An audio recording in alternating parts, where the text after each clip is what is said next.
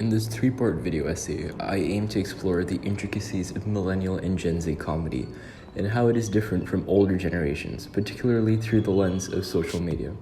Now, talking about comedy is difficult, thanks in part to the inherent subjectivity of the medium. So this episode is centered around the question, what makes something funny? With some light philosophy sprinkled in. Why do we find humor funny? Why do we laugh at other people's misfortune? Sweaty. Gonna cry, Cars? Just cry and end it. No, stop!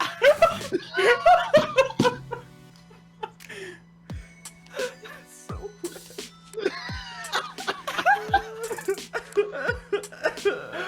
Freud seems to suggest it is a reaction from our unconscious.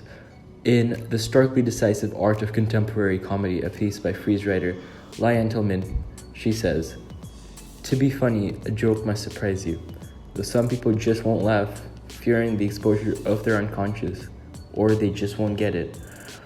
Or the joke gets them. Jokes are funny that way also. It's said that if you know the punchline of a joke, it's not funny."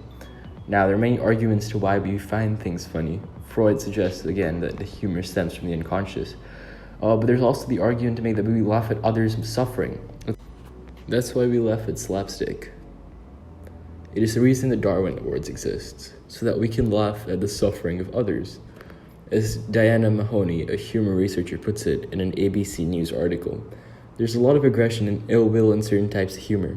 I laugh in triumph and superiority at the foibles and stupidity of other people.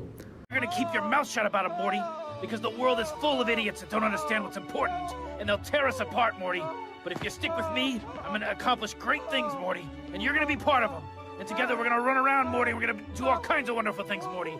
Just you and me, Morty. The outside world is our enemy, Morty. We're the only friends we've got, Morty. It's just Rick and Morty. Rick and Morty and... Although we sometimes don't realize it, much of the comedy we're used to relies on slapstick. Peter McGraw said in an excellent TEDx video that I strongly recommend you watch, Let's start with the theory. we laugh at the benign and the Caleb Warren and I violation. have crafted a theory of humor that we call the benign violation theory. The benign violation theory integrates existing humor theory and builds on work by Tom Veitch to say that humor occurs when and only when three conditions are satisfied. A situation is a violation, the situation is benign, and both of those appraisals occur simultaneously. This is why we find Louis C.K.'s SNL skit so funny, because it analyzes what we deem as acceptable. There's an excellent video from Nerd Writer 1 talking about why this clip is so significant. It'll be linked down below with all the other sources. This is why we find dark humor so appealing. However, due to censorship on television in the 20th century, we really had no outlet to scratch that really dark itch.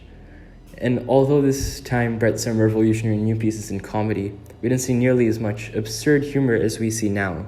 There's many theories about how when we have this instantaneous access to information, it translates into our comedy because now we can see the world for what it really is, and it's all of its nonsensicality. And our humor adapts to that.